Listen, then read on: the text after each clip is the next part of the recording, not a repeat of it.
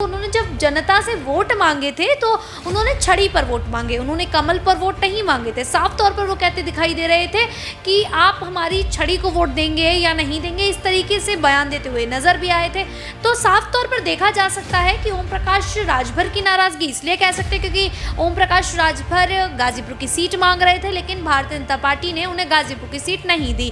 वहीं भारतीय जनता पार्टी से लगातार वो 3 सीटों की मांग कर रहे थे, लेकिन 3 सीटें भी नहीं मिली और एक ही सीट मिली घोसी, और उस पर भी ओम प्रकाश राजभर जो है वो हार जाते हैं, उनके बेटे जो है वो हार जाते हैं। तो ऐसे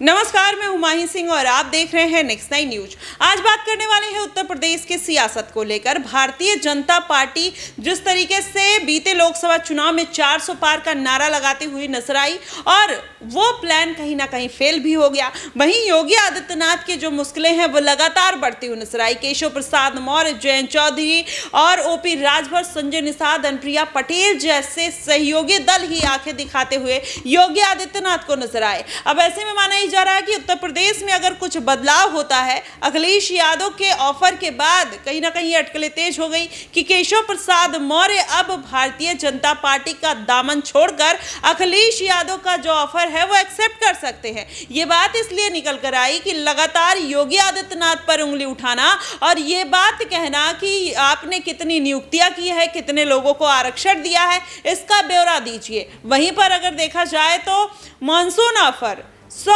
विधायक लाइए, सीएम पद पाइए, और वहीं उसके बाद देखा जाए तो केशव प्रसाद मौर्य अपना शक्ति प्रदर्शन करते हुए नजर आते हैं। वो 43 विधायकों और 10 मंत्रियों के साथ और 2 सांसदों के साथ अपना संख्या बल प्रदर्शन करते हैं, जिसके बाद ये अटकलें और ज्यादा तेज हो जाती हैं कि क्या आप केशव प्रसाद मौर्य और अनुप्रिया पटेल भारतीय जनता पार्टी से बगावत कर सकते हैं। वहीं अगर आज की बात करें तो ओपी राजभर फिर से केशव प्रसाद मौर्य से मिलने पहुंचे। इसके क्या मायने निकाले जा सकते हैं? क्या उत्तर प्रदेश में कोई बड़ा बदलाव होने वाला है? क्योंकि इसके पहले संजय निषाद जब योगी आदित्यनाथ से ना मिलकर केशव प्रसाद से मिलने पहुंच जाते हैं और उसके बाद कहते हैं कि केशव प्रसाद दलितों के सबसे बड़े नेता हैं, उसके बाद तमाम तरीके की अटकलें लगाई जाने लगी हैं। आज इन्हीं मुद्दों पर चर्चा करेंगे कि आखिरकार उत्तर प्रदेश में क्या बड़ा बदलाव हो सकता है, क्या सहयोगी दल जो है वो साथ छोड़ सकते हैं, क्या उपचुनाव में सीट ना मिलने से भारतीय जनता पार्टी और योगी आदित्यनाथ की मुश्किलें बढ़ने वाली हैं,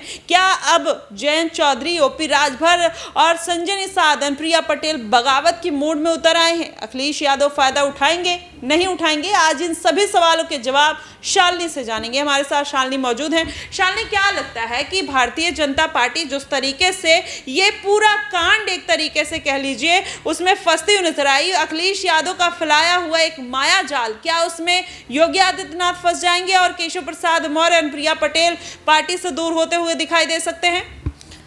देखिए वहीं जिस तरीके से केशव प्रसाद मौर्य अभी तक कार्य करते नज़र आ रहे हैं, बार बार यहाँ विधायकों से मिल रहे हैं, सांसदों से मिल रहे हैं। केशव प्रसाद मौर्य जो हैं वो ओम प्रकाश राजभर से अभी हाल फिलहाल में ही मुलाकात उन लोग की हुई थी, उसके बाद एक बार फिर से वो राजभर से मुलाकात करते हुए नज़र आ रहे हैं। तो ऐसे में वही देखा जा रहा है कि आखिरकार क्या चल रहा है यहाँ पर, भारतीय जनता पार्टी की स्थिति क्या है, क्या जो सहयोगी दल हैं वो भारतीय जनता पार्टी को कोई बड़ा झटका देने वाले हैं? क्योंकि ओम प्रकाश राजभर की अगर बात की जाती है तो भारतीय जनता पार्टी उनके बयानों से वैसे ही खुश नहीं है। जिस तरीके से ओम प्रकाश राजभर बयान देते हैं कि उत्तर प्रदेश में प्रधानमंत्री नरेंद्र मोदी और सीएम योगी आदित्यनाथ के चेहरे का जादू खत्म हो चुका है, तो कहीं ना कहीं ये बयान भारतीय जनता पार्टी के खिलाफ ही चले जाते हैं। वहीं आम चुनावों में भी देखा गया था कि ओम प्रकाश राजभर ने जब चुनाव प्रचार किया तो उन्होंने जब जनता से वोट मांगे थे तो उन्होंने छड़ी पर वोट मांगे, उन्होंने कमल पर वोट नहीं मांगे थे। साफ तौर पर वो कहते दिखाई दे रहे थे कि आप हमारी छड़ी को वोट देंगे या नहीं देंगे, इस तरीके से बयान देते हुए नजर भी आए थे। तो साफ तौर पर देखा जा सकता है कि ओम प्रकाश राजभर की नाराजगी इसलिए कह सकते हैं क्योंकि ओम प्रकाश राजभर गाजीपुर की सीट मांग रहे थे, लेकिन भारतीय जनता पार्टी ने उन्हें गाजीपुर की सीट नहीं दी। वहीं भारतीय जनता पार्टी से लगातार वो 3 सीटों की मांग कर रहे थे, लेकिन 3 सीटें भी नहीं मिली और एक ही सीट मिली घोसी, और उस पर भी ओम प्रकाश राजभर जो है वो हार जाते हैं, उनके बेटे जो है वो हार जाते हैं। तो ऐसे में यही कहा जा सकता है कि ओम प्रकाश राजभर पहले से ही यहाँ पर कहा जाए तो एनडीए में सिर्फ इसलिए हैं क्योंकि उन्हें अपना फ़ायदा देखना है, या भारतीय जनता पार्टी के लिए वो एनडीए के साथ नहीं जुड़े हैं। वहीं अगर अनुप्रिया पटेल को लेकर बात की जाए, केशव प्रसाद मौर्य को लेकर बात की जाए, तो केशव प्रसाद मौर्य तो डिप्टी सीएम है। आखिरकार वो अगर ऐसे करेंगे तो जो सहयोगी दल है वो तो साफ तौर पर बगावत करते हुए नजर आएंगे, क्योंकि उत्तर प्रदेश में जब कांवड़ यात्रा का आदेश निकाला गया था तो देखा गया था कि जयंत चौधरी समेत, यहाँ पर अनुप्रिया पटेल समेत, ओम प्रकाश राजभर, कई ऐसे नेता हैं जो भारतीय जनता पार्टी के इस निर्णय से खफा होते नजर आए थे। तो यही कहा जा सकता है माही कि केशव प्रसाद मौर्य जिस तरीके से बार बार सांसदों से, नेताओं से, विधायकों से मुलाकात कर रहे हैं, ऐसे में इस मुलाकात के मायने कहीं निकाले जा रहे हैं और यही माना जा रहा है कि केशव प्रसाद मौर्य क्या सीएम योगी आदित्यनाथ को अपनी ताकत का एहसास कराने की कोशिश कर रहे हैं। क्या वो ये जताना चाह रहे हैं कि अगर आप उन्हें तवज्जो नहीं देंगे फिर भी भारतीय जनता पार्टी में हमारी जो अहमियत है, हमारी जो भूमिका है वो बहुत ही ज़्यादा महत्वपूर्ण है। आपके तवज्जो देने न देने से उन्हें कोई फर्क पड़ता हुआ नजर नहीं आता है। साथ ही उनके साथ कितने लोग जुड़े हुए हैं वो यहाँ पर शायद वो सोशल मीडिया में फोटो शेयर करके यही जताने का प्रयास करते हुए नजर आ रहे हैं। जी बिल्कुल, शायद यही जताने का प्रयास कर रहे हैं। लेकिन क्या इस बार के उपचुनाव में 10 सीटें हैं? योगी आदित्यनाथ ने कटहरी और मिल्कीपुर पर कहीं ना कहीं दांव लगाया है और वहां की सारी कमान अपने हाथों में ले ली है। लेकिन देखा जाए तो अवधेश प्रसाद, जिन्होंने अयोध्या सीट से जीत दर्ज की, अब मिल्कीपुर में उनके बेटे अजीत प्रसाद ताल ठोकने के लिए तैयार हैं। कटहरी सीट की बात करें तो मायावती का दबदबा वहां पर अब किस तरीके से योगी आदित्यनाथ अपनी रणनीति बनाते हुए नजर आएंगे, क्योंकि 2 सीटें दोनों फिक्स मानी जा रही हैं कि इन दोनों सीटों पर अखिलेश यादव और मायावती अपना कब्जा जमा सकते हैं। लेकिन खेल बिगाड़ने के लिए बीच में चंद्रशेखर आजाद, रामन भी मौजूद हैं। ऐसे में भारतीय जनता पार्टी भी सीटें साधना चाह रही है और जो तमाम सीटें हैं जिसमें बिजनौर, करहल और फिर मिल्कीपुर सीट तो अहम है ही। क्या लगता है कि भारतीय जनता पार्टी की क्या स्ट्रेटेजी होगी और अयोध्या में जो हार मिली है क्या उसका बदला लेने की कोशिश योगी आदित्यनाथ या भारतीय जनता पार्टी कर सकते हैं? देखिए माही, जिस तरीके से आम चुनाव में भारतीय जनता पार्टी को हार का सामना करना पड़ा, या अयोध्या की खास करके अगर बात की जाए तो भारतीय जनता पार्टी समेत तमाम सभी नेताओं ने यही सोचा था कि वहाँ पर तो जीत पक्की है, क्योंकि 500 साल बाद यहाँ पर ये कह सकते हैं कि भगवान श्री राम को के घर में विराजमान किया गया है। तो ऐसे में अयोध्या पर किसी ने उम्मीद नहीं जताई थी कि भारतीय जनता पार्टी की हार हो जाएगी। न केवल नेताओं ने बल्कि जनता ने भी नहीं सोचा था। लेकिन अयोध्या की जनता के दिमाग में क्या चल रहा था ये किसी को नहीं पता था, और जब नतीजे सामने आए तो वो चौंका देने वाले थे, क्योंकि अयोध्या की जनता ने सिरे से नकार दिया भारतीय जनता पार्टी को।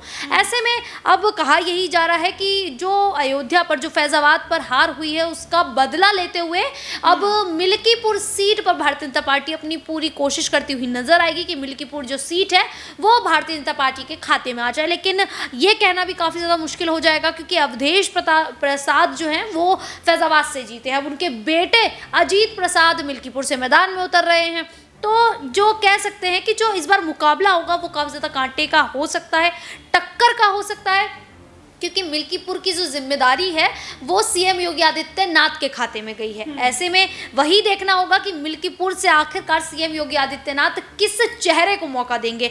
अगर वो किसी ऐसे चेहरे को मौका देते हैं जो अजीत प्रसाद को भी टक्कर दे देगा, तो यहाँ पर सीएम योगी आदित्यनाथ की जो मुश्किलें लगातार उनके ही नेता बढ़ा रहे हैं, उनको एक साफ तौर पर एक जवाब मिल जाएगा कि सीएम योगी आदित्यनाथ की वजह से आम चुनावों में हार नहीं हुई है। यहाँ पे एक सवाल और जोड़ना चाहूंगी कि क्या मायावती जैसे पिछले लोकसभा चुनाव में कहीं ना कहीं भारतीय जनता पार्टी को 14 सीटों पर 16 सीटों पर फायदा पहुंचाते हुए नजर आई, क्या इस बार के उपचुनाव में उतरकर अखिलेश यादव का समीकरण बिगाड़ सकती हैं, या फिर चंद्रशेखर आजाद भारतीय जनता पार्टी को इनडायरेक्टली फायदा पहुंचा सकते हैं? क्या कुछ लगता है? चंद्रशेखर आजाद यहाँ पर ये नहीं कह सकते कि भारतीय जनता पार्टी को नुकसान पहुंचा सकता है, लेकिन हाँ मायावती का यहाँ पर पूरा तरीके से नुकसान होता नजर आ सकता है, क्योंकि दलित वोट बैंक तो खिसक कर चंद्रशेखर आजाद के पास चला ही गया है। अगर बात की जाए जाटव वोट बैंक की, तो वो इस बार समाजवादी पार्टी के पास गया है, अखिलेश यादव के पास चला गया है, जिसके कारण ही हम कह सकते हैं कि अखिलेश यादव ने 37 सीटें यहाँ पर जीत कर दर्ज की हैं।